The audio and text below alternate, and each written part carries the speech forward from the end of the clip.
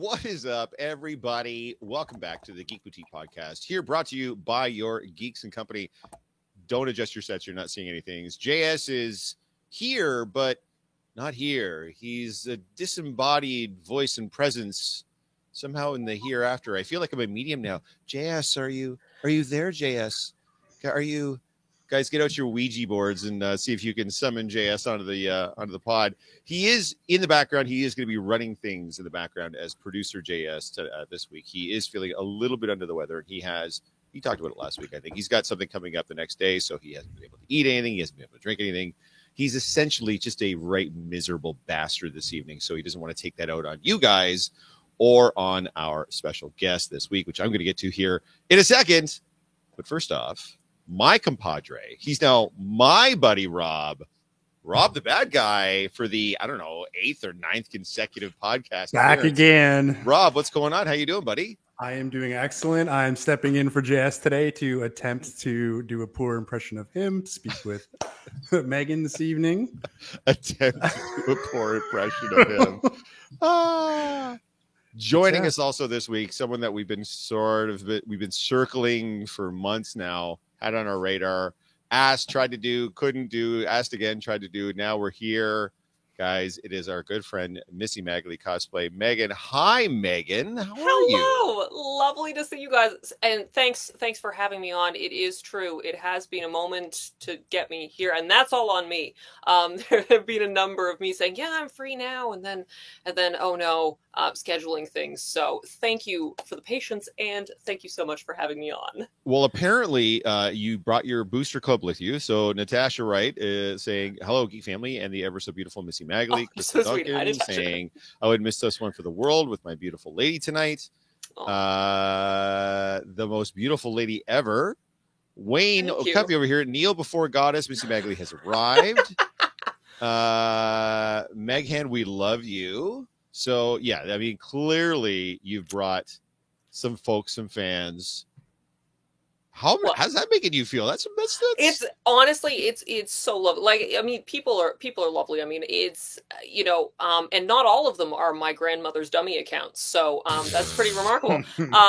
So Can you point out the ones that are in fact I'll never betray her like that. No. Oh, No, it's great. And that's, I mean, honestly, like, I'm sure you guys get this as well. Like, it's one of the best things about cosplay is like the community. And just, people hanging out and having a great time. So hello, thank you to all of you. You are all so lovely. And you're all going to make me blush. So that's right. Hello, chat. Yes, Greg also, Meghan rules. Absolutely. Yes. And you guys will notice we are hitting her with the Meghan, just like our other friend, Secondhand Shoes, the other Meghan, Pete Jarvis, and love Meg the most. Well, I mean, you're sweet. I thought that was me, Peter. I thought we had an understanding. I thought there was something special going on. Clearly, case. I'll never forget. That's the first time I met her randomly. Best day ever. Do we ever have anything that's not randomly? Do you remember? You know what? We were talking about this in the pre-show. Do you remember the first time we actually met? And by we, I don't mean you and I mean you and the geeks. Do you remember the first encounter you had with these schmucks? I want to say it was one of the fan expos. And I can't remember whether it was, I feel like it was that one year, and I don't remember what year it was. I feel like it was that one year where the cosplay area was in the South building, way at the back that one year. And I think that's what it was. But if it was that year, in my defense, it was not that year. No. I mean, no, you're right. Yeah. Absolutely. That was the year that I think the first time I was Ayla Sakura. And so I was just having quite the time with all the makeup and everything. So I don't remember a lot from that convention, but I do remember that. So yeah, it was good. It was good. Because I think we had already followed each other on the Instagrams or whatever, and we were wandering around just interviewing people live as we were doing the con, as we used to tend to do. And I'm like, oh, I think that's Missy Magley. Let's go up and talk to her, because I think you were in your tweet, no? Yep, that's right. Yep. Yeah, painted blue and everything. Yes, why don't you throw that up there? Yes, that's the one. Yep. So we just walked up to you and we started talking to you, and ever since then you just haven't left us alone. It's been fantastic. Every time we're going to a con, we see you. You can't get rid of me. So no. Well, clearly here you are, my fellow Megan and Ivy. Yes, absolutely. Yes, Megan and Meghan have done a couple of little special shoots together, I guess you'd say, at the booths as the Poison Ivies and such. Yeah. How long have you been cosplaying, Megan? Oh boy. Since 2017, I think. So it's been a while.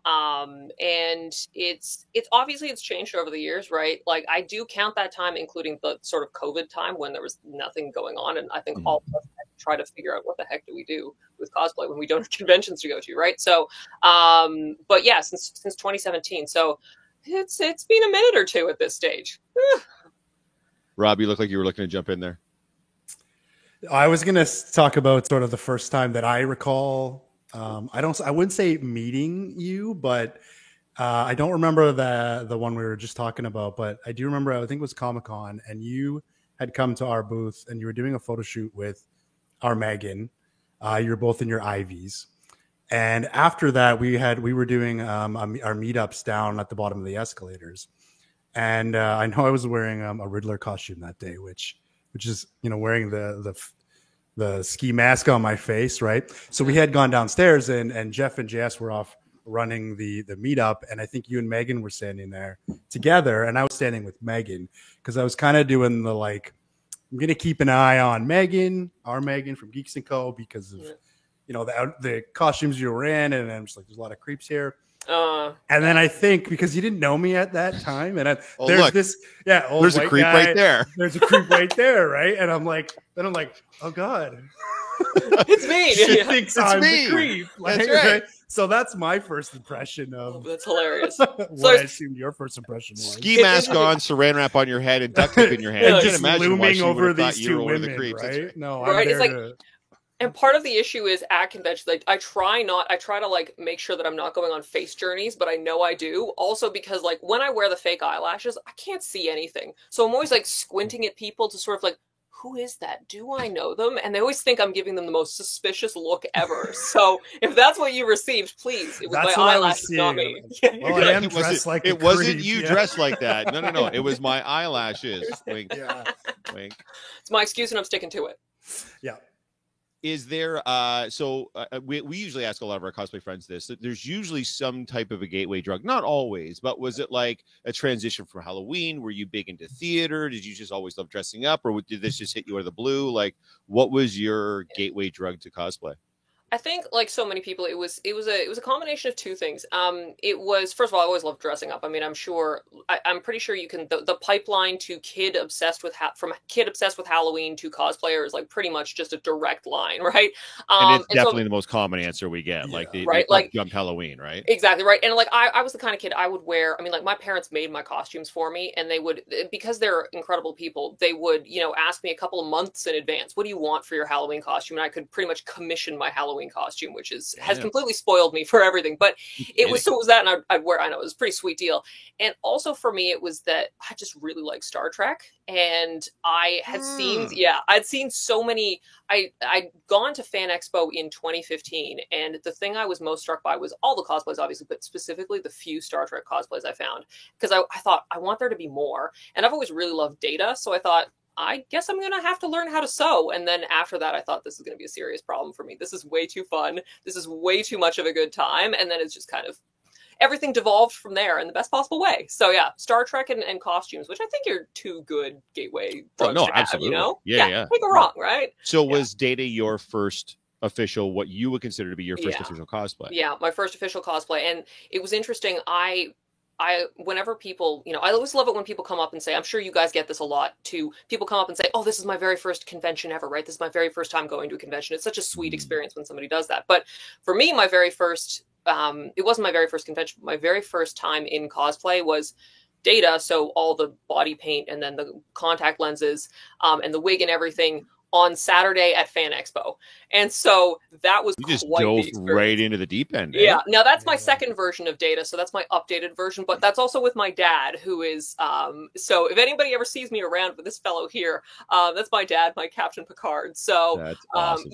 So it was quite the experience to attend. I mean, Saturday is always crazy, and it wasn't quite as crazy back then, I say, in the ancient history of 2017, but it was a lot. So whenever somebody comes up and says, oh wow, I'm having a great time, but I'm so tired, I think, yeah, that's your first convention, right? So yeah, it was great. And then the rest was history for me. So And was Dad a Trek fan? Is that what kind of got you Oh, in? Or yeah. was it some early indoctrination, keys to Trek It was type thing? key to that. I mean, I've been watching Star Trek since, well, probably before I was born. Of my parents, I think it's probably actually my mom who's a slightly bigger Trek fan. But yeah, both of them, it was just, I don't think it was an option that I wouldn't be a fan of Star Trek. I think I would have been disowned. So, Okay, yeah. speaking of disowned, I have a very important question for you, and I want you to take a moment and think about this before you answer, because there's some controversy that exists within the geeks, but which is the best iteration of Star Trek?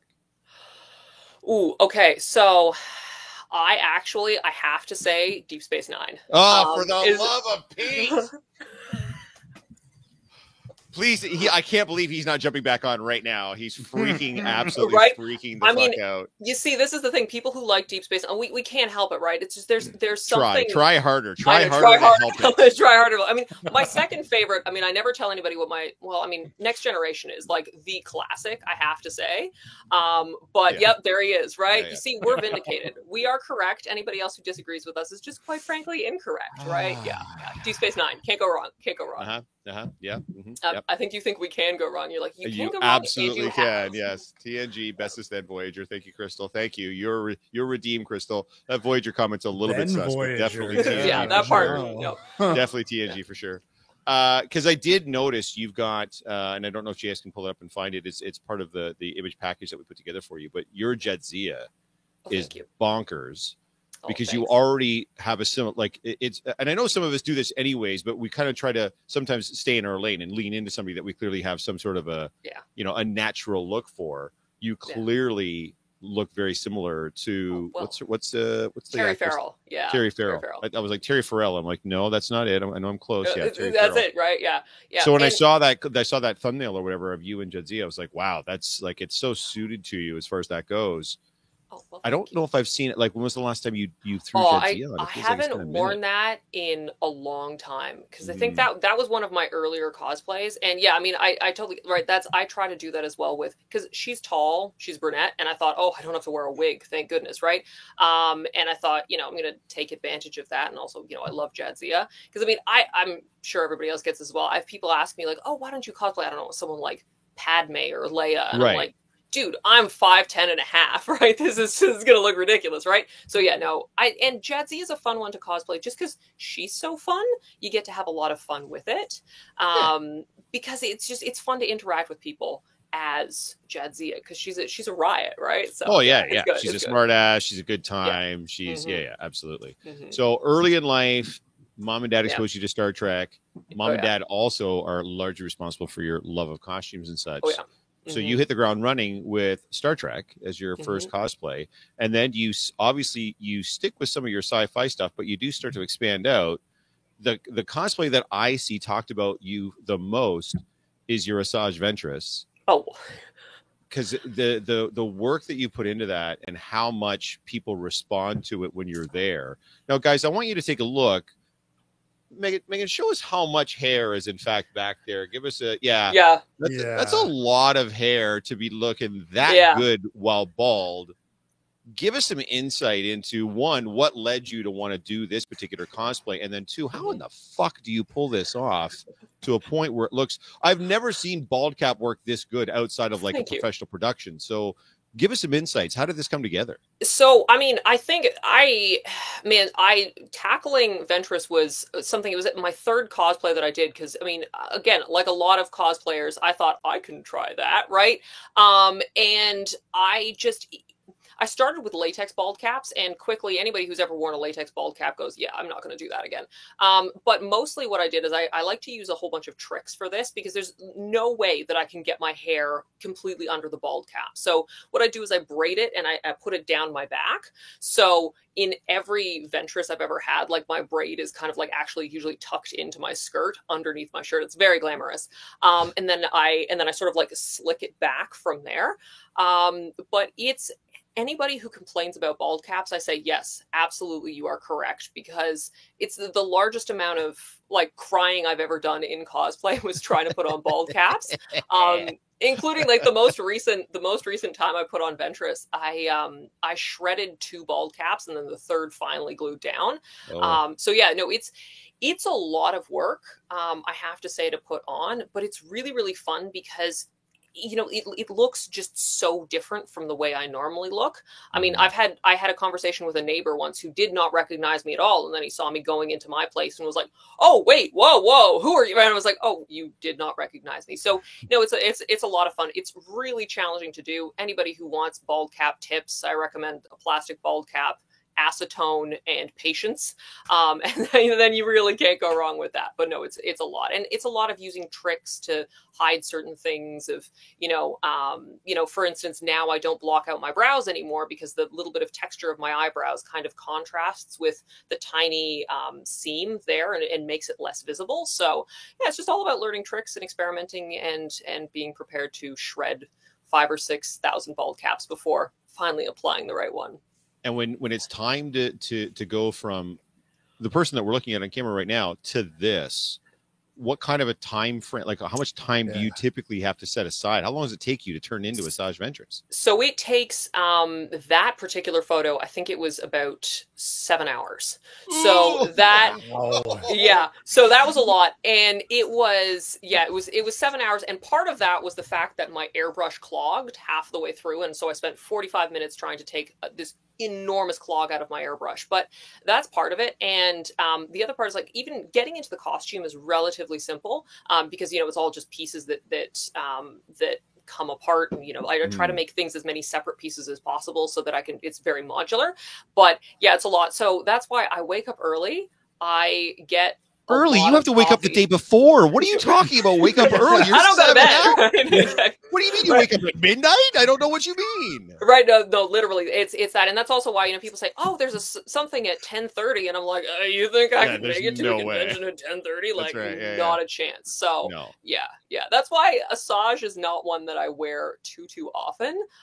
But she is a lot of fun to wear, and when you're cosplaying a Sage Ventress, you do not have to worry about moving through crowds, right? You don't have to push through crowds as a Sage Ventress. People will move aside because you just look angry enough and people go, "Uh-oh," and they get out of your way. It's great. Yeah, this reminds me of when I very first started doing the comedian. I had, and I think one had a picture had found its way onto like my personal Facebook page or something. And I had friends and family kind of coming up to me going like, "I don't know what this is. Like, I have no idea who this is, but it looks great." I would imagine you probably, like, non-Clone Wars fans will still respond to that costume because of how good that costume actually looks. Well, I mean, people, I think, they find it really, I think it's like the strikingly white makeup with the contrast. They find it a little scary, which I love. So, except most of the kids aren't scared of it, which is good. Yeah, I scare more kids as Data than I do as Ventress, which I like because I don't want to scare the kids. But no, I get that. But yeah, maybe the contacts with Data is what probably does it freaks there, them out. So. Yeah. As far as, so that's 7 hours. Come on, man. That's, I don't know if I've collectively spent 7 hours putting all my costumes on at any one given time, but is that the one that takes the most, like, is that the one that takes the most work to get into? Oh yeah, absolutely. That's the one. Anything with body paint, I find, takes a long time. And I mean, having an airbrush I have an airbrush that is great. So I mean, it would take a lot longer than that if I had, one of the smaller airbrushes. But I have an airbrush with a pretty big nozzle. That's great. I mean, anything that takes less than 2 hours, I think, oh man, I'm done already. It's great, right? So, right, it's nice. I can put my feet up. I can relax. I don't have to get up at 4:30. So, yeah, it's good. But that's also why, like many cosplayers, I'm tired by the time I get to the convention. I have to rely on the energy of the crowd. It takes a lot of energy. Yeah. Our producer Jen's asking, do you do all your own makeup and prosthetics? So, thank you. That's a great question. So I do all of my own makeup with the exception of sometimes I do have help painting like the back of my neck just with my airbrush. I don't make my own prosthetics. For instance, the Leku I have for my Twi'leks, I did not make those because all the Twi'leks, or at least almost every Twi'lek you will ever meet, if you just say Pam, they'll say Pam, right? Because Twi'lek Pam is the one who makes these beautiful, gorgeous silicone Leku that she will match to the body paint that you use. So, I mean, would I love to try making something like that in the future? Absolutely. But I mean, there's no way that I could make something that would be as beautiful as one of those, as one of her headpieces, and they're reasonably priced. I'm not sponsored by Twi'lek Pam, but right, like shout out, man! Right? If you use but it, you she's love great, it. Let right? people Like know, yeah. she's phenomenal, and I recommend it. And I mean, I also don't make my own bald caps. A lot of people do. I kind of want to get into making my own bald caps because I feel like that will be maybe a little tiny bit cheaper, and then also you can make sure that the bald cap is a little fresher because they do kind of tend to degrade with the air, and so you have to buy them right before the convention if you want them to look their best, and if you make them, then that'll How do you even make those? So you take you can make you get this thing called a red head, which is it's exactly what it looks like. It looks like a wig head except it's made of red plastic, and the plastic comes in a liquid. And oh yeah, that's Twi'lek Pam. Yeah, she's the bomb.com. She has a long waiting list, but it's absolutely worth it. And yeah, and she'll do absolutely anything for you. You just have to ask. Like her work is incredible. Yeah. So for the bald cap, you just sponge on the liquid plastic and it dries. Okay. And then it forms the bald cap that you can eventually peel off and use. But and I then just you tend glue it on. Is that what you do? And then you glue it on. Yep, you glue it onto your head. So yeah. Interesting. Yeah, it's fun. Never it's tried fun. that before. Prosthetics are fun. I've always wanted to get into as well, like really, people will often, make molds to make really interesting prosthetics, like for characters like Seven of Nine, the face prosthetic and the hand, which is something that I've always wanted to try as well. So maybe in the future. Do you find that this is the one that most people know you by? Like if someone that identify with you, is that Asajj, or are there other ones now that are kind of... it's Asajj or Poison Ivy. Probably because I cosplay a lot of different versions of Poison Ivy. It's kind of a running joke that it's like, oh, Megan's doing another version of Poison Ivy, right? Because, I would say it's either Ventress or Ivy, which is great because those are two of my favorite characters ever. And they're two characters I really love to cosplay. So it's a lot of fun. They look pretty different, which is fun, that there's a nice contrast between them. But yeah, one of those two. Yeah, talk to me a little bit about Ivy. Obviously, there is, I'm not going to use the word obsession, but I mean, we can throw it out there. We can use that. Absolutely. You clearly have an affinity for the character and such. So what brought that on? Why Ivy, as far as all the different comic book characters you could be portraying? I mean, it's interesting. I ask myself that, and I think there are a lot of reasons. I mean, I've always ever since I got back into comics when I was, in like my late teens, early 20s, I was like, I'm really drawn to Poison Ivy for a reason. I think it's because, first of all, like I do love her aesthetic. I mean, it's a beautiful aesthetic of like she's gorgeous. I also really like that, she's both dangerous and sensual, right? Like that she's very beautiful, but she does want to kill you and feed you to her plants. I don't know why I like that, right? And don't look at the plants. But you'll die happy. You'll die, yeah, right? Like it'll be a good time. But I like that. I find that very, very interesting. And I mean, you can do a lot with Poison Ivy because she's such a recognizable character. It's really red wig, green outfit, maybe some leaf motifs somewhere, and you're immediately recognizable as Poison Ivy. So it gives you a lot of space to create your own design, which is fun, right? Putting together something that you want to do. Like I've done 2 burlesque Poison Ivies and still get recognized, even though I've got feather fans, right?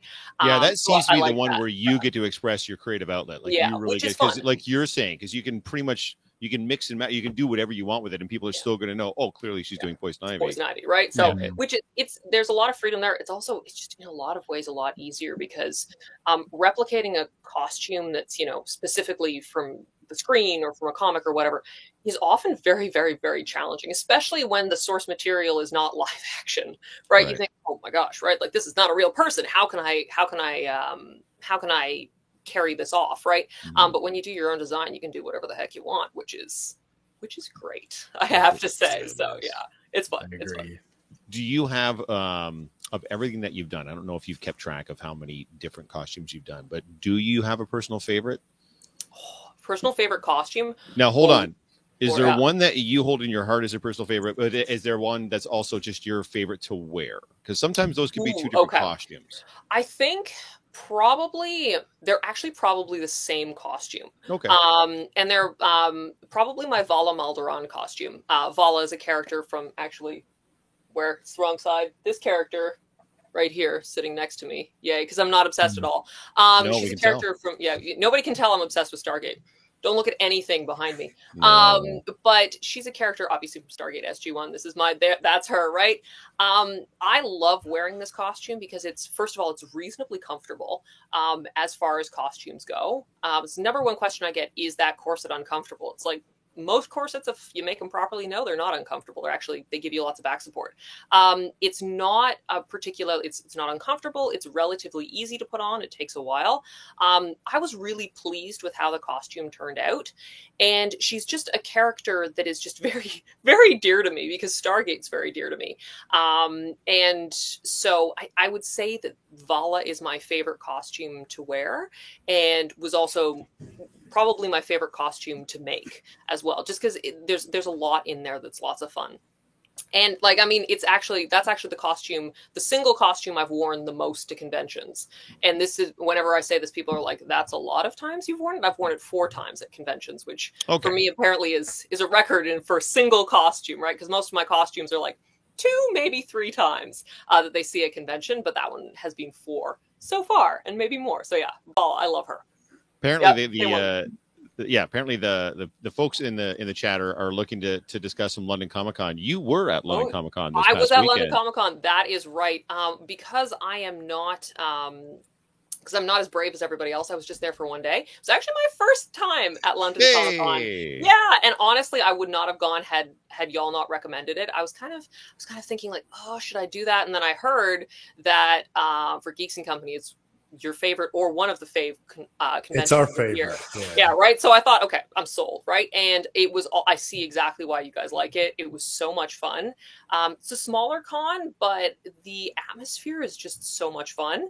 And people are lovely. So yeah, it was definitely a go again for me. Like I had a great time, and I was only there for the one day. So yeah. Sound off in the chat, guys, as far as your experiences at London Comic Con this past weekend. It's the vibe. It really is the environment. Loved LCC Midlife Cosplay saying it was my first, and it was great. So we both of you guys came to your first. Now Richard's got no excuse. He's like our biggest fanboy. I can't believe he hasn't been before. That's crazy. But I'm happy that so many people did come out though, and were pleased with the experience. Yeah, it was awesome. Yeah, it was awesome. Yeah. And of course, then we had our after party as well. I don't know if you know this or not, but Eric won a lightsaber at the after party. He's barely been talking about it. I don't know. He's barely been mentioning it. Didn't mention it even one time. No, not even a little bit. Apparently, I didn't know that. He was talking shit for like a week ahead of time. He was like, "Don't bother buying tickets. Don't even bother showing it. I've already won it. Like, you don't have to even worry about it. Don't look at your tickets. I already won it." So that's why when he did it, he's like, "I knew it." Yeah. You're welcome. Yeah, exactly. Yeah, it was not, guys. It was not rigged. I promise you. Trust me. If I was going to rig it, it would not be for Eric. It would be for someone I enjoy. It would be I'm just kidding. So what was for both of you actually? Like, give me your impressions of London Comic Con. Megan, you've already kind of touched on it. Rob, what about you? Because this was your third London Comic Con? That's my third London Comic Con. So give it to us. I think you were the first guy to say when we started kind of talking about it, you're like, I think this is my favorite con. So what is it about London that makes it your favorite experience? It's the vibe and the atmosphere. It's not like so small like those local ones that you go to a local community center or a church. But it's not so big that you get that anxiety from like the way you do at a Saturday at a Toronto Comic Con or Fan Expo, right? So it's large enough that there's a lot of things going on there. There's multiple floors, and because London, like we've talked about this so many times, London seems to have a unique vibe going on for cosplay culture and geek culture. Like we were talking about, even their comic book day. They throw the downtown closes down the streets. They have a huge event. There's lineups just to get free comic books. Where I live, there's none of that. So there's a lot more people that are into it there and the vibe there. That's what I like about it. And I got all that there this year. And then again, there were so many people that came for their first time or that I hadn't seen the last couple of years, like yourself and Richard and Reed was there and Fazguardian came out. Not to mention so many of our friends this time were featured cosplayers there, right? Noah, Freakish Workshop was featured there. Becca, Collaborative Cosplay, right? Like, so, and our after parties there, I think that was the biggest after party we've ever thrown. Like everything just came up aces for us at that con. So that's why I like it. The vibes are immaculate. I don't know why the vibes are immaculate in London, but yeah, I think Nada puts it well as well. I do not get feelings of dread going to LCC, even though it's busy and the venue is maybe not the most ideal venue for putting on a Comic-Con just because of how separate and weird the layout is and everything. And but that might actually even help a little bit too. I think it works in its favor. A little bit, yeah, because you're not all jammed into one giant room like cattle, like you do seem to get anyway when you're going to some of the bigger Toronto cons. You don't have to worry about that. You get to get some separation if you want to go to a specific area to go check out something. Like if you want to go check out the vendors that are selling like art and stuff, you get to go down the stairs and in a room, and then that's all you're going to see in that particular room. It's just those vendors doing some of the art stuff. It kind of gets you away from all the craziness that you might be experiencing and such. So, Jennifer Walterhouse, our producer, I got to watch the premiere of a pilot at LCC and got to sit next to the star of the show. What a hottie, so talented too.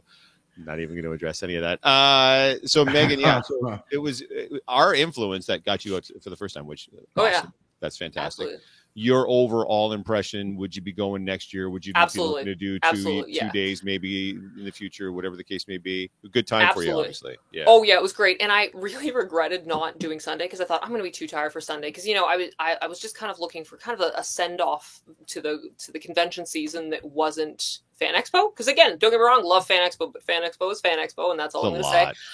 It's a lot, and I thought I'll just do one day. And then everybody was filling me in on what a great time they were having on Sunday, and I thought, man, I really should have done Sunday too. So definitely, going. Yeah, exactly. Right. I was looking at everyone. I was sitting there on a train that was barely moving, just like scrolling through Instagram, just like. Right. So, absolutely. 100%. I would go again next year. And it was interesting, so interesting to hear, talking about the specific culture of London specifically in terms of, for comics and what have you, because you feel that going to the convention, you really just do feel a different vibe. And I always find that interesting about different cities have very different vibes at their conventions, right? It's why I always recommend Montreal Comic-Con because, that's also a really good vibe. But yeah, London, the vibes were indeed impeccable. 100% would go again. Yeah, absolutely. For sure. Yeah. And I feel like it's maybe not as corporate as some of the other Toronto cons as well. It's hitting that really weird sweet spot where I think someone else mentioned it. It's big enough that there's lots to do and lots to see, cool vendors, unique vendors that go there, but not so big that you start to get that, like that corporate, I'm just being sold to the whole time, the same bullshit over and over again. Yeah. It feels like a bit like a unique experience. So glad to hear you had a good time. Hopefully we can get you out, and maybe we can get you out to the booth there next year for some feature time as far as that goes. Absolutely. Speaking of, we always have to ask our cosplayers some very cliched basic cosplay questions. I've already hit you with a couple of them, so I'm probably going to hit you with a couple more. So we asked you what your first was, and we asked you what your favorite is. What's your least favorite one to wear, or at least the biggest pain in the ass? I would assume it'd be Asajj, but you tell me. That one is, that one's the biggest pain in the ass to put on and to wear, but because the reaction is so fun, I also end up forgetting then how terrible it was to put on. Fair. And then I get like 5 hours deep into the makeup and think, why do I do this to myself?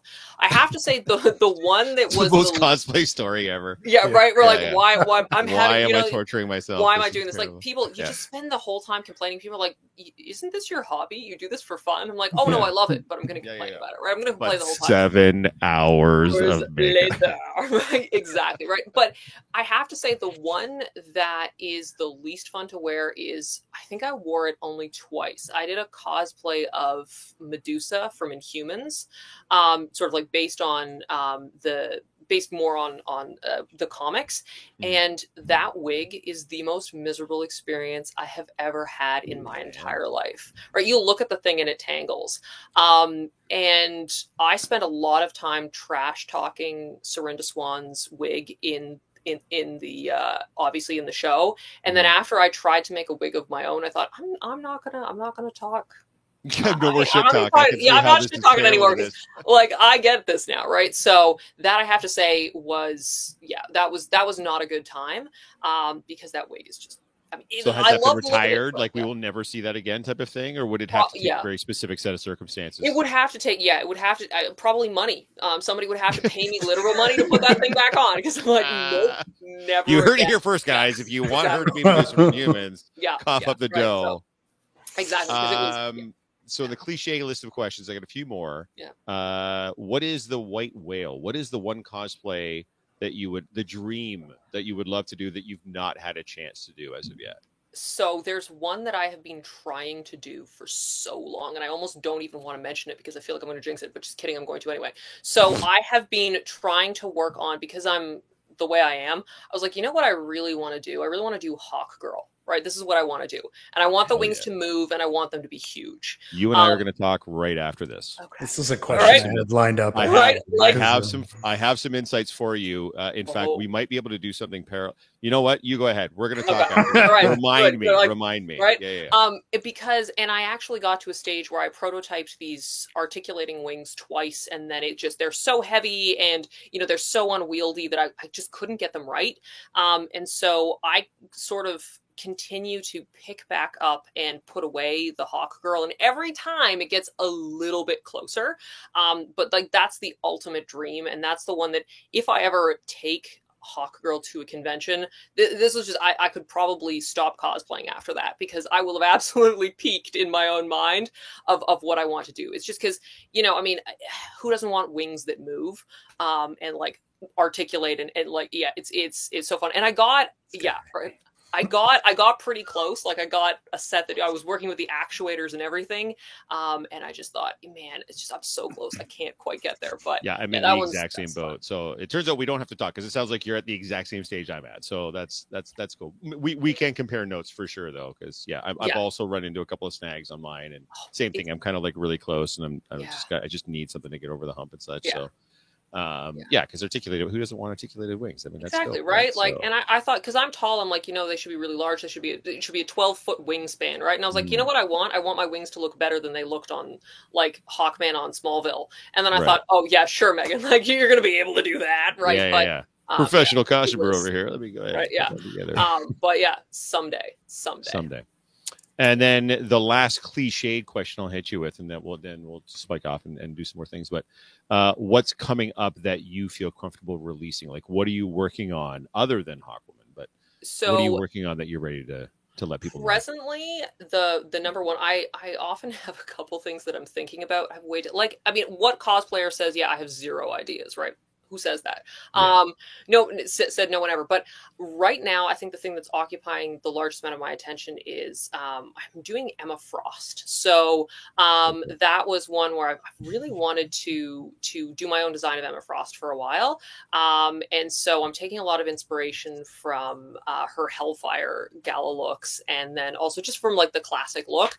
Because I feel like that's another one like Poison Ivy, where there's enough of a motif that you can be creative and you can put your own spin on something. So that's what I'm working on right now. Lots of beaded lace, lots of rhinestones. So I'm really looking forward to that one, I have to say. So that's the number one.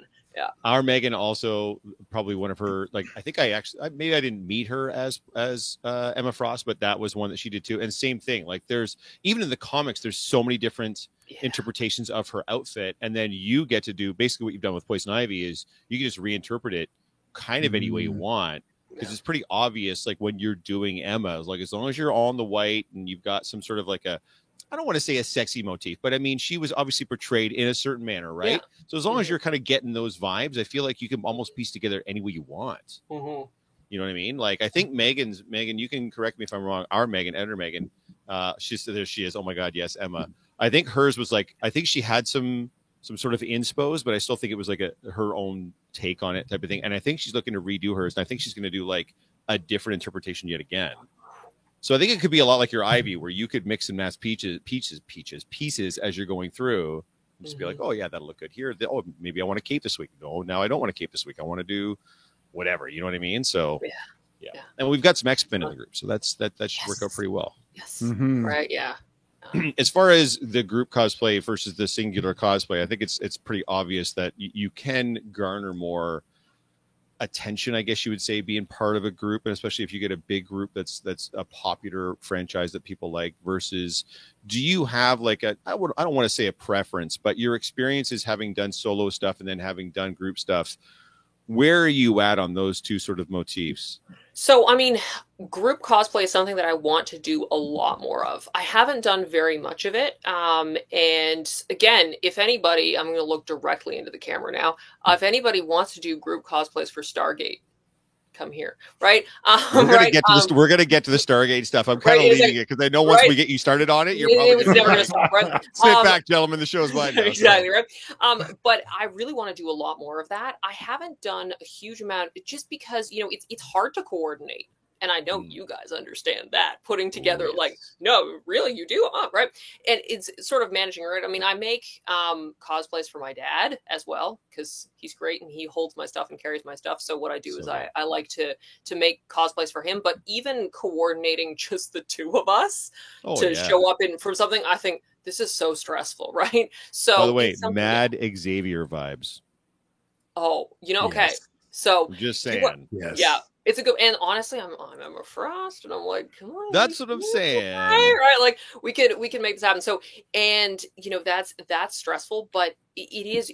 I mean, that's exactly it. That it's so fun. You get so much more attention in a group. It's like even you have one cosplayer and there's a certain amount of attention, and then you have two cosplayers and it's more than twice the attention. Let alone when you have like these big groups, and that's always why, including some meetups hosted by Geeks and Company, I've enjoyed like so many of those meetups, right? Because it's so nice to get everybody together from the same thing, like DC or whatever, and like the DC villains, and then you get to meet other cosplayers that you wouldn't have met otherwise. So that's pretty awesome. So yeah, more group cosplays. I'm really into that idea. Though I do have more experience with the solo. You guys, you heard it here first. Especially if you're a Stargate folk, like Greg over there having a conniption on when we mentioned Stargate. Greg came in like out of the yes. Someone said Stargate. Yeah, exactly. As well he should. I will literally watch Stargate for you to join in on this. As like I think I could build one of those too. Yeah. All right, fine. We're 42 minutes in. We've made you wait this long. You've tried to sneak it in earlier with your favorite cosplay. Meghan, I've never watched a single second of the show. I have no idea if Rob is familiar with that. I think JS is at least familiar. I think he watched SG1. I don't know if he kept watching after that, but hit us up. What's going on? Why all the love for Stargate? Oh my gosh, where do I even start? So first of all, Greg's reaction is absolutely correct. Child when I first saw Stargate. And like this is literally half of what Greg and I talked about at our panel, because we had a panel on Stargate. No kidding. Yeah, we're gonna ask you about that right? too, for sure. Yeah. And what is so great about Stargate? What I think, and this came up a lot with, you know, like what does make it so awesome? It does not take itself very seriously, which I like. I like a show that doesn't, and I say show like because I mean SG1 is my favorite thing, but it's campy. It's like classic 2000 sci-fi, which I think we don't have enough of that vibe anymore. It has Richard Dean Anderson in it, and can you go wrong with anything with Richard Dean Anderson in it? For anybody who is a little older than me, MacGyver. There you go, right? Exactly right. He's trusty Swiss Army knife. And it's just, it explores, you know, like what is, you know, how can we, what is humanity's place in the universe, but you know, what is distinctive about us, but also, you know, it's just a great time. And I will say that for anyone who wants to start with SG1, do give the first season a chance. Some of the episodes in the first season are a little... There's one especially that was written by the same guy who wrote that one famous episode of Next Generation that is so famously Code of Honor. Awful. Code of Honor, right? Terrible. Yeah, yep. Right? Terrible episode. He also wrote an episode at the beginning of SG1 that is equally terrible. And so long as you can get past that one, it's a great time. And it's just a lot of fun. And also the Stargate fans are crazy in the best possible way, and I love all of them. So yeah. So yeah, you and Greg got to have a great experience at this past Fan Expo. You guys got chosen to host a panel at the biggest show in the country, one of the biggest shows in the world, at Fan Expo Canada for Toronto, and you guys got to talk about Stargate. Tell us a little bit about that experience, how that came about, and how that went when you guys did it. So first of all, I have to give all the credit to Greg because this was his brainchild. He was the one who did all of the heavy lifting in terms of pretty much everything, right? Like in terms of, coming up with the idea, just the idea for the panel, liaising with Fan Expo, which had its own challenges. Tell us about it, please. We're well aware. Don't say dealing with Fan Expo, right? Right. And all of that was really, really challenging. So we would not have done the panel if it hadn't been for him. And so eventually I just got to sort of come along for the ride and have a great time. So it was a wonderful experience. I have to say it was very, very surreal when they came in and said, I saw one of the Fan Expo employees counting seats. And I was like, what are you doing? And he said, I'm just managing expectations in line for how many people can come in here. And I thought, there are people in line? There's like more than just the two people who know nothing about Stargate who are going to come because they're lovely and want to support me, right? I mean, it was wild. So, and for something that has been off the air for so long, I mean, it's the 30th anniversary of the franchise. It was just really lovely to see people out there still supporting it, which was awesome. And yeah, it was also a new experience for me. I've never done a panel before, so that was its own stress. But yeah, it was great. It was great, and definitely would do again. Yeah, I was just gonna. Would you do it again? Absolutely. Okay. We have plans for it. So, but yeah, no, it was a great experience. Stargate 2 Electric Boogaloo. We're gonna get another exactly, Stargate. Exactly. Yeah. Exactly. Perfect. Awesome. And of course, you've done some Stargate cosplays. I think JS, if he's still in the background there, we'll get him to pull some of that up. How many different Stargate cosplays have you done? Is it just the two? Is it Vala and Hathor? And this is Hathor. So, yep, absolutely, that's correct. So those are the two that I made. So the only cosplay I've bought was I bought the BDUs to do a gender bent version of Daniel Jackson. So it was a Danielle Jackson, and then I also used the same BDUs and I just popped a blonde wig on to be Sam Carter. So I mean, it's not 4. It really is pretty much just 2.5. But I have done a number at this stage. And the great thing about the BDUs is they're so very comfortable, which is awesome. But Hathor, I have to say, she's a lot of fun to wear as well, because this is not a character that gets recognized. But it is still just a fun costume to wear because it lights up, and that's great. Everybody loves something that lights up. And it's got a skirt, which is so much more comfortable than most of the costumes I wear. And for those who do know Stargate and they see it and they just go, oh my gosh, I never see anybody cosplay from Stargate. It's a great moment. So yeah, it was a lot of fun. I'm going to get a little, I'm going to get a little bit more deep and serious. Bring that picture back up for me, if you don't mind, JS. Because I do like to try to not quiz our female identifying cosplayers about this, but some of your costumes, not all of them, but some of them obviously have a revealing element to them. This is true. Is it a choice that you're making specifically just because this is the way you're expressing yourself? And then how has that affected your con experience moving forward? We were talking about creeps a little bit earlier. Obviously, you're going to have some run-ins. If you don't have to unpack this if it's anything that you're remotely uncomfortable talking about. No, I'd love to. Where does that inspo come from when it's a lot of costumes that have that revealing nature, and how has that affected your con experience? So it's so interesting to bring that up, right? Because it is true. I do a lot of costumes that are sensual and attractive and kind of, I'm going to use it, sexy, right? Right. And it's not a purposeful. I think for a lot of people, it is a purposeful choice. They're going to choose a sexy cosplay, and I respect that, right? Go if you look great, fine, right? Do it any way you want, right? Do it anyway, exactly, right? Yeah. And that's never been for me. It's just kind of been coincidental, the characters that I have selected. But characters like Hathor, that one was a real challenge for me to put together and wear. That one. The body image challenges, I have a lot of body image issues, and I like to be very open about that, right? I think a lot of cosplayers do. There's a reason why a lot of us dress up, right? Because we're not necessarily comfortable in our own skin.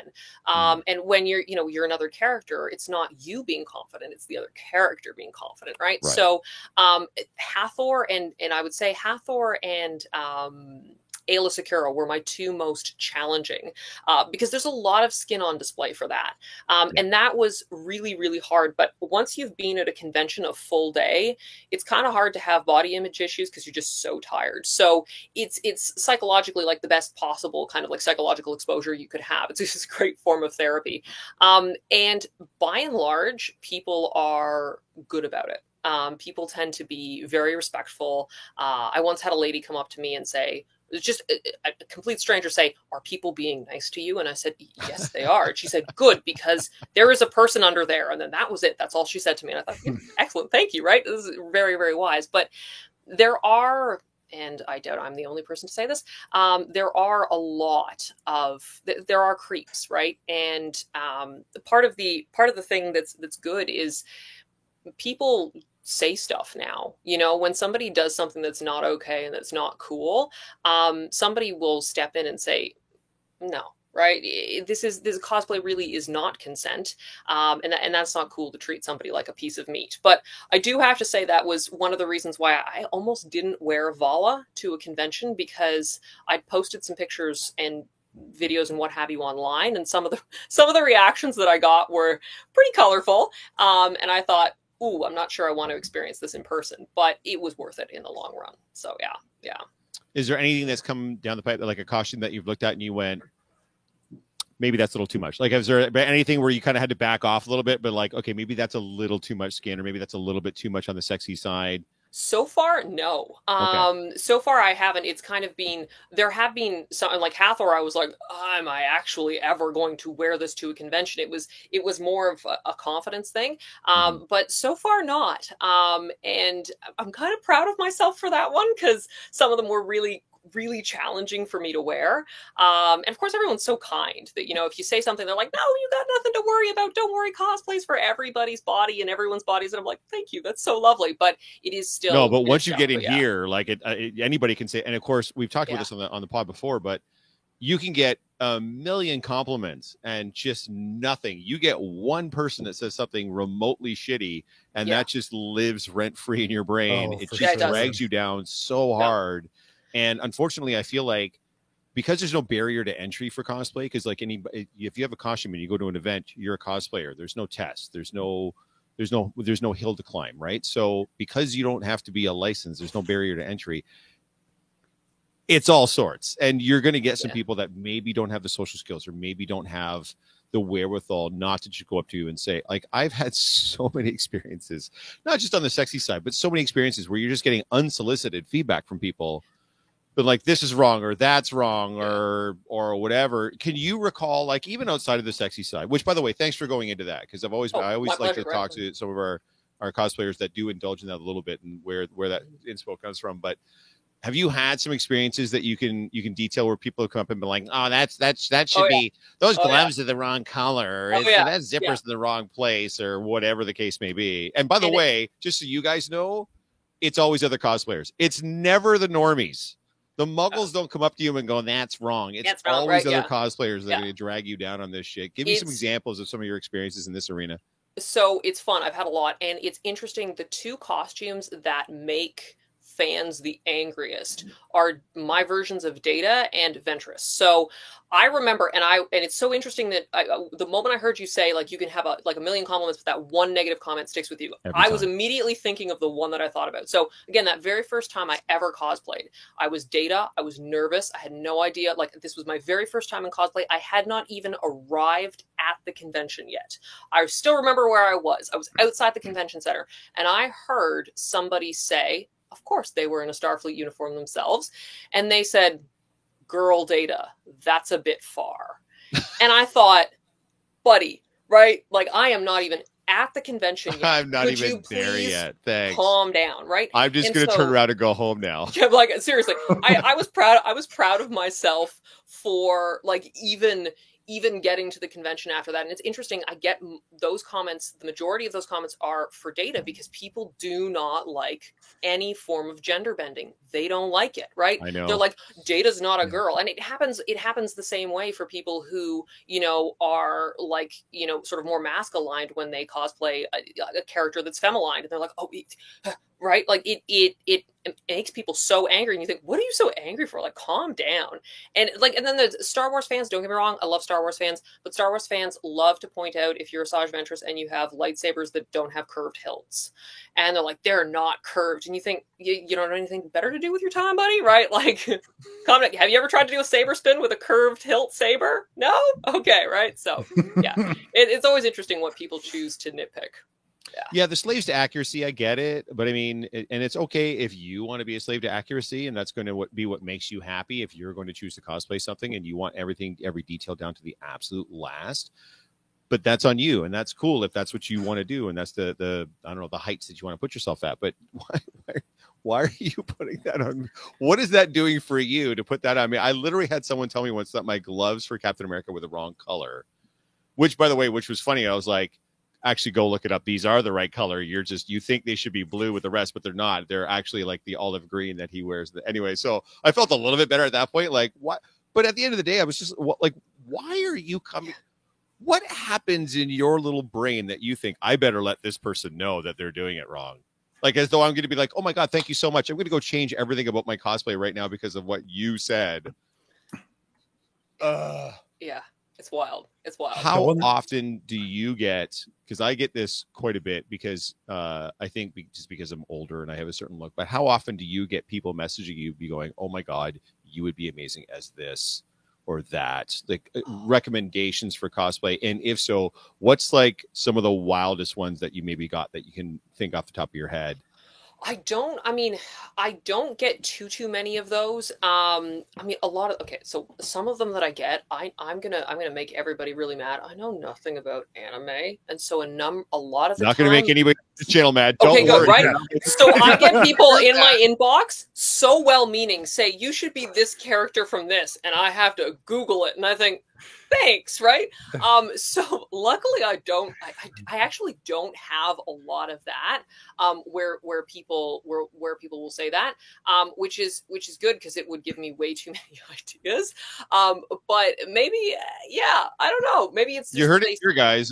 Meg Hand's looking for some recommendations on cosplays. Please tell me some recommendations. If they're body paint, I will cry. So don't suggest any body paint. No, so okay? nothing but body paint, guys. Make sure that you're there for that. We're gonna do. Yeah. Except actually, I will say there is one. It's been so long since I've seen the fifth element. That character, she's blue and she's got the head tails. Laguna, the diva. Yeah. 100%. Yes. That's one that I've. That's actually, now that I think about it, that's the one that I've had a couple of suggestions for that. I think it's mostly they see Ayla and they think blue head tails. This works for you, right? Makes so sense. Also tall human, right? Yep. Well, if you ever get there, let us know because our Megan and I do.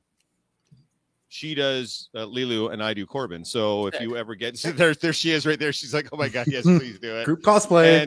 And Becca, our friend Becca, Not Possible, has done the diva, has done Pleva Laguna. Ooh, wow. In the past. Yeah. So if you do ever get to a point where it is like something, see, you want to be in more group cosplays, I'm suggesting here one for you now. I'm sure she could probably hook you up with some tips as far as that go. Rob, you look like you're burning with a question. Jump in here, man. I've got a question before we wrap this up. I got a question about, going through your profile, you look to be interested in a lot of the 18th century fashion. Oh, yes. And I'm curious, how did that start? Which came first in terms of your interests of cosplaying, the sci-fi geek nerd culture kind of cosplay, the 18th century stuff? And furthermore, the sewing that you do you sew these? Do you create these costumes? Oh yeah. So I create all my own costumes because that's the part that's the most fun for me, right? The actual making things, and that's why I have so many costumes that I've made that I've never worn to a convention. Because if I'm not making a costume actively, I'm getting a little weird in the head. So, it's what I like to do. And so the interesting thing is that I had an interest in historical work before I ever did cosplay.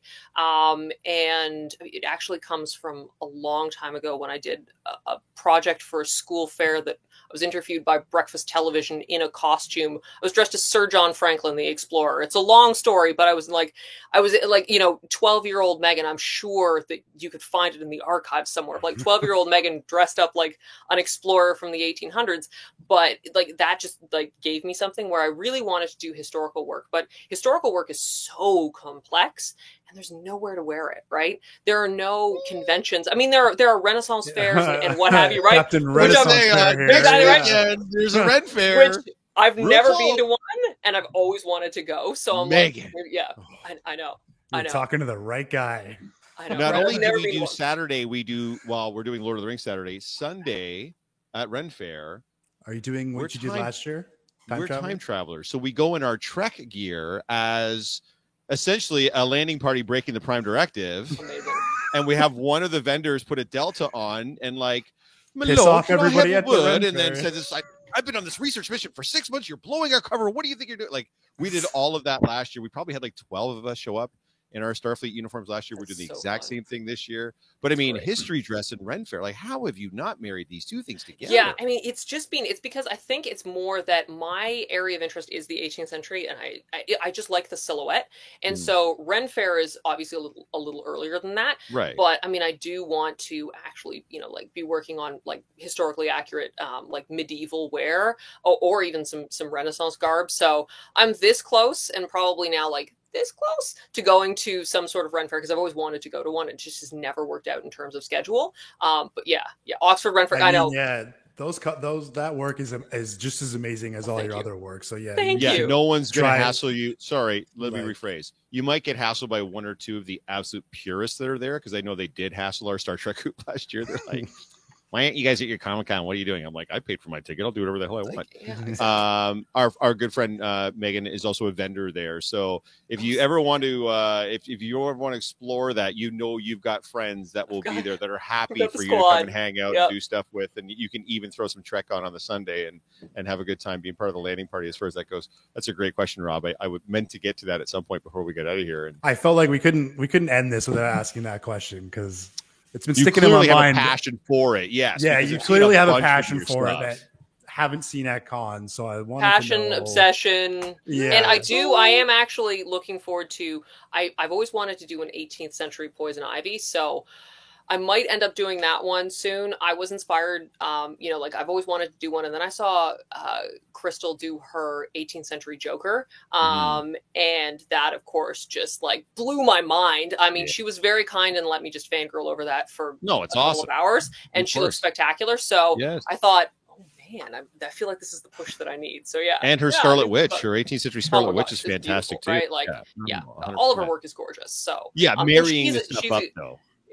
yeah. That's it. So that's what Megan Murray is saying. Yes, come to Oxford. People dress in everything from 900 Vikings gear right up to 18th century. That's You got a perfect whole then. pirate contingent as well, and like I said, then these assholes that do their Star Trek stuff. So yeah, obviously, if there's ever a time you want to come out to the Ren Fair, and you know what, Megan would be your in because Megan actually vends at them. So like she doesn't just go to the one. I only go to the one. Megan does a whole bunch of them. So if you ever want to like dip your toe, she would be the one. 18th century DC meetup down. at Toronto I am Comic Con. so Yes. down. So far I'm we so have down. two.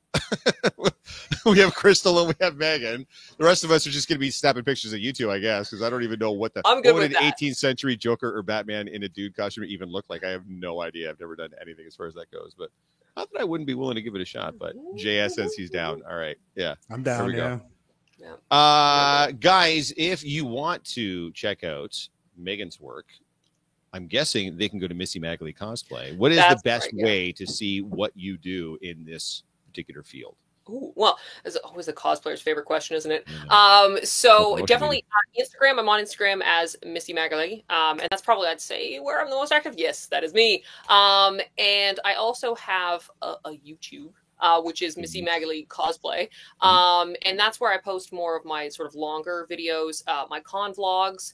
If you want to see me suffer through body paint, that's the place to go. And also some of my tutorials and crafting videos about sewing. It was more 18th century heavy, and now there's sort of equal parts historical work and cosplay. I also have TikTok because I work with kids, and so I have been peer pressured into TikTok, and unfortunately, it's so much fun. So we've TikTok lost is another guy, guys. We've lost another I fallen know. soldier. Right, Unfortunately, yeah. that's all right. right. Yeah. Before we get out of here, Missy Magley, where does that come from? Oh, that's fun. So I originally didn't want to use my real name of Megan, which is why a lot of people call me Maggie, which I find is so fun, right? Whenever somebody calls me Maggie, it like warms my little heart because I'm like, oh, that's only a cosplay thing for me, right? This actually comes from a situation I had in Montreal where I do not speak French very well, but I really wanted to try. And so I ordered a coffee in French, and I just sort of got so nervous that I butchered my own name. Right, like I mispronounced Megan so badly that the barista guessed, and I knew it was me. I wasn't stealing Magali's coffee. That when it came to me, it was Magali, and of course that's a very French name. And so I thought, wow, maybe they just thought I was just real from Lac Saint Jean or something. Real French. So like real French, and so I thought Miss Magali was taken because my students always call me, or at that point they used to call me Miss Megan, and so I thought, well, Miss Magali would be good, but that was taken, so I had to put the Y on, and it was that ever since. So yeah. Very cool. So guys, obviously go ahead and check her out on Instagram. And if you're watching some vlog action and some body paint action and all the suffering that we have to do for the art, you can check out her YouTube channel. Rob, anything else you want to discuss before we get out of here for the evening? No, I think that's about it. We got one more little one-day con here before the true end of the season for us wraps up. But other than that, no. And there always seems to be, stuff's going on, photo shoots or Ren fairs. Yeah, there's always that. But now whatever, and already starting to plan for next year's stuff. Sadly, I already have all 3 days lined up for March Toronto Comic Con. Like I already know what I'm doing all 3 days and what days I'm doing that. Like it's September. You're wearing your new costume. Of course I'm wearing my new Stormtrooper. Right? Absolutely wearing the new Stormtrooper one of those days. Are you kidding me? Once I put it on, I'm never taking it off. Never taking it off, yeah. No, because I can't, because it takes me an hour to put it on at this point. So yes, we do have one more show to go. November 16th, we are going to be at Toronto Game Expo. And I believe actually they've asked us to do Star Wars. So very likely I will be in the Stormtrooper. Rob, I'm assuming we'll get him in his Kylo. JS will of course do his Revan, and hopefully we can get some more Star Wars cosplayers to come out. Maybe our good friend Christina can bring her Mando out. Maybe we can get Sean out in his Chewie. Maybe we can get some other folks out. So if you're coming to Toronto Game Expo and you want to theme up with your geeks, bring out your Star Wars, and we'll be doing all the Star Wars. But otherwise, Megan, thank you so much for joining us this week. Thanks for having me. It's been a blast. We've been wanting you on forever. We've got to have you on again, especially if we're going to do like a panel style show. We can bring you in and discuss some get your opinions on specific things that we're going to talk about in the panel style. If you would be on, I'd love that. That'd be so much fun. Thank you for hosting this podcast. This is so fun watching. Yeah, you guys were 30 plus all night. You guys were clearly in to see Megan and talk about her stuff. So thank you to everyone that joined us this week. And as we say every week, if you haven't hit that subscribe button yet, what are you doing with your life? Subscribe. It doesn't cost you anything. Hit that notification bell. You know when we're posting stuff. Today, we posted an interview with Mike Ruth from Fan Expo, one of the comic creators. We have a bunch of content coming up at least once or twice a week. Plus, you get to watch us live here every Thursday at 7 o'clock Eastern time on the Geek Boutique. Guys, Rob, Megan, thank you so much. JS in the background, thank you for producing. Hopefully, his procedure is going to go well and he'll be great. Otherwise, stay geeky, everybody. We'll see you next week. And that's JS's cue to hit that. Thank you for tuning in to another episode of Geek Boutique Podcast. Like always, if you prefer to listen to us, you can find us on all major podcast platforms. Now, make sure you don't forget to click that like and subscribe button, as well as the notification bell to make sure you never miss anything.